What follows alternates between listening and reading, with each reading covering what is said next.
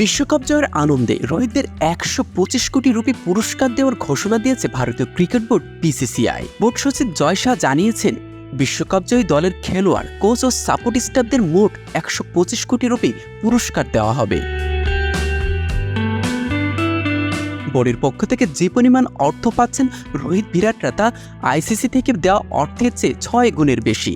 গত শনিবার দক্ষিণ আফ্রিকাকে হারিয়ে বিশ্বকাপ জেতা ভারতকে $24 লাখ দিয়েছে আইসিসি, যা ভারতীয় মুদ্রায় প্রায় ২০,৪২ লাখ রুপি। বিশ্বকাপ জয়ের একদিন পরেই জয় শাহ সামাজিক মাধ্যম এক্সে বোর্ডের পক্ষ থেকে ঘোষণাটি দেন। তিনি লেখেন, আমি আনন্দচিত্তে ২০২৪ টি-20 বিশ্বকাপ জেতা টিম ইন্ডিয়ার জন্য ১২৫ কোটি রুপি প্রাইজ মানি ঘোষণা করছি।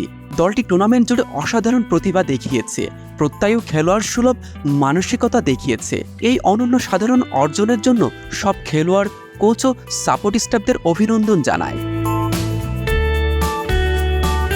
এবারের বিশ্বকাপের জন্য আইসিসি মোট পুরস্কার রেখেছিল $১,১২,৫০,০০০, যা বাংলাদেশি মুদ্রায় ১৩২,৭০,০০০ টাকা। এর মধ্যে শিরোপাজয়ী দল ভারত ২৮ কোটি রুপি ৭৬ লাখ টাকা পেয়েছে।